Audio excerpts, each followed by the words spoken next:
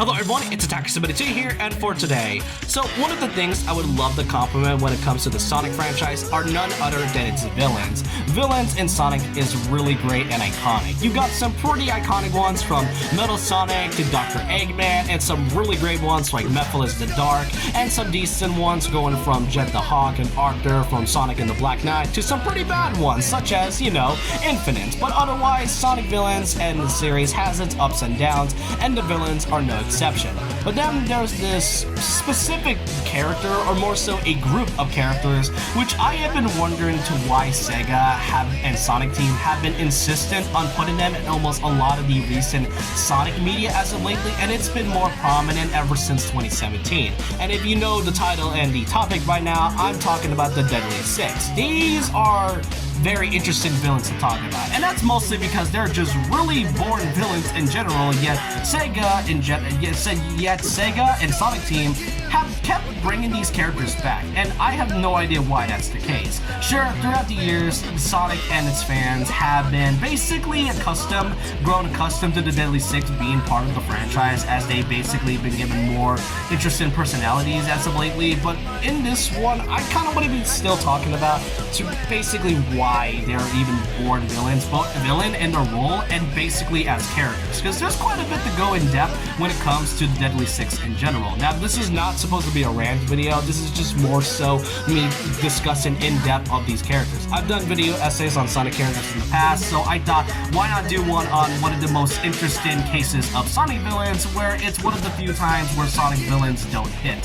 So I hope you guys enjoyed this video, and let's kind of get started with their very first appearance being Sonic Lost World. The game that had a lot of character assassination, a pretty boring looking story. I mean, you got Sonic being an absolute annoying character, and it doesn't help with the whole meta era that was happening at the time. And then there was Tails, who was for some reason given one of the most obnoxious personalities, and a pretty unlikable one at that. He is for some reason an unlikable prick for whatever reason. And then there's also Dr. Eggman, who's probably the best part of the entire game. But then we get to talk about the Deadly Six. They first are from a world called the Lost Hex, which is not really explain to why the Lost Hex is even a thing, or even explain where it's even from, and they're known as a species as the Zeti, which I have no idea why it's even the thing. The thing that really confuses me about the Deadly Six is that if they're called Zeti, but yet they're called the Deadly Six, wouldn't they just be called the Deadly Zeti? If anything, that doesn't exactly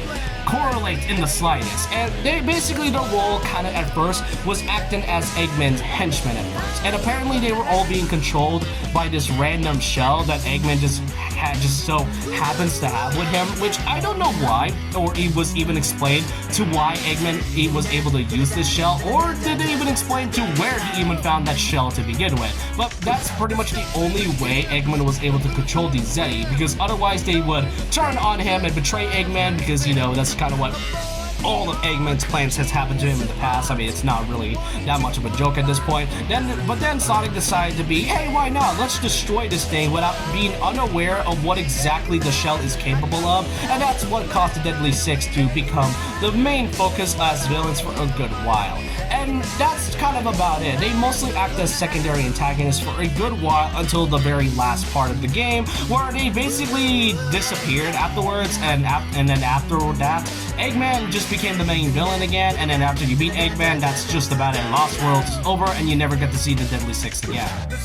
So let's kind of go over the Deadly Six to why they're such a boring villain group of villains. First off is the design. Now, when it comes to Sonic designs, while it may seem out of place, or more so villains that kind of look very alien-like, such as Black Doom, you can tell that there's a lot of elements that feels like it belongs in Sonic. I mean, really, you can see Eggman being egg-shaped like an egg, because that's basically what he is supposed to be. Metal Sonic is just a robotic version of Sonic, but it's the most simplest design, and it's one of the most recognizable ones of all time. And while the Deadly Six have a pretty recognizable design, they're recognizable in basically for all the wrong reasons. And that's because all of their designs feel so out of place that they don't feel like they're from the Sonic franchise. They're generic. It's mostly colorful, and it kind of feels like a rainbow type character of some sort. And don't get me wrong, I mean, Sonic Lost World is a pretty colorful looking game,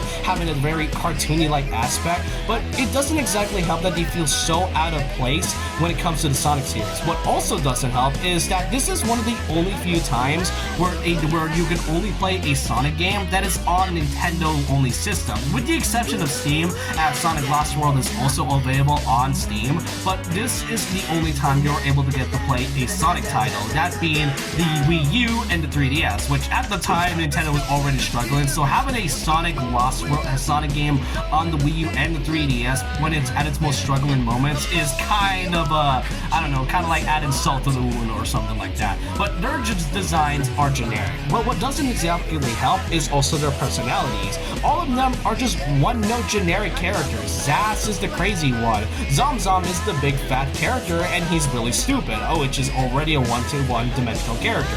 Master Zeke is just, or Zeke, I have no idea how to pronounce that. Master Zeke or something is like the master of the Zeti, and he's the one who taught Zavok the whole thing of, something being powerful and all, so that he's kind of basically the Master Miyagi of the Sonic universe. Xena is just girl, that's just it. Xena is just Rouge, like the green Rouge in this one, and Zora is just emo, and Zavok is just a big, strong character who's just a Bowser wannabe. That's all that these characters I can really describe, and that's all I can say about each of them. Their role as villains don't last as long, as they aren't even the main villains in this game. Despite them being in the box art, the main villain is still Eggman, and the final boss instead was just this really pathetic robot version of the dead robot or something. But either way, it's just pathetic to see that despite them being this game's first appearance, the Deadly Six did not leave much of a good impression. Now, let's kind of compare this to Metal Sonic and their role when it comes to their roles as villains. Metal Sonic is simply a villain who tries to one-up with Sonic. He is a doppelganger of the Blue Hedgehog. But one thing's for certain is that he's always trying to one-up Sonic and be the better version of him. And that's what makes it. It's simple and yet somewhat really cool to see. And while Metal Sonic hasn't been making much major appearance lately, you can tell that Metal Sonic is quite a great character just by simply his role as Sonic's rival. Then there is Chaos from Sonic Adventure. Despite not speaking much or even talking at all, we know Chaos's goal. It tries to protect the Chows from the Echidna tribe, and it basically kind of went haywire, and once the Master Emerald was kind of destroyed or something, Eggman tries to control it, and really when Chaos became into its perfect form, it tries to go on a rampage. And that's without, and keep in mind, this is without him talking in the slightest. But yeah, you get to see the character's motivation. That's what really makes these Sonic villains iconic and great on their own. Meanwhile, the Deadly Six are just kind of there to be one-dimensional characters, and they mostly just get in Sonic's way half the time, along with some pretty terrible writing in the process. But then, afterwards, the Deadly Six wasn't able to be seen for a good while now. Now, after the release of Sonic Lost World, Zavok and Zazz would eventually return in Mario and Sonic at the Rio 2016 Olympic Games, where they're mostly there as playable characters. They're only used for like one specific event, with Zavok being boxing and Zazz being I cannot remember what Zazz is all about. But my point being is that while their appearances may be minor, I don't really think it's that much of a big deal, especially when you have the same game that has Styx the Badger of all things. So Zavok and Zazz aren't exactly too much of a big deal when it comes to their appearances. However, in 2017, all of that would change when, surprisingly, in the game Sonic Forces. Now, look, if you know me by now, I already have a lot to say about Sonic Forces. I have a lot of things to say in terms of what went wrong with the game, but one of the things that did caught me by surprise when the game was before releasing was in E3 of 2017. In one of the major, E3 trailers, in the ending, we get to see the main villains of what Sonic Forces is going to be about. You got characters like Shadow, who people really thought who's either being mind controlled or is back to his villainous side. And you've also got Metal Sonic, Chaos to appease to the Sonic Adventure fans. But then there's Zavok, which this is supposed to be the first ever mainline Sonic game we've had ever since Lost World. So seeing Zavok return after quite a while was kind of surprising to say the least. And what exactly is Zavok's role in the story? Is it better than the one we had in Sonic Lost World?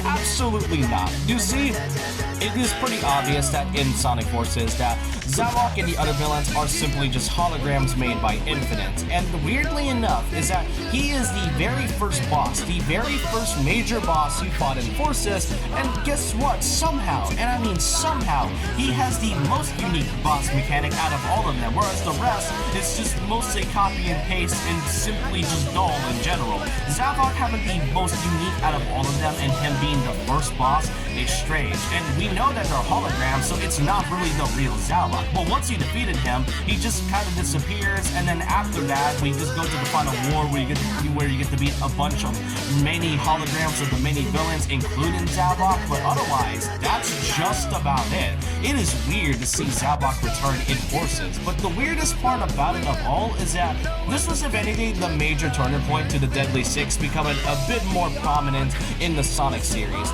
Zavok, along with a couple members of the Deadly Six, would appear in Sonic Forces Speed Battle, the mobile game.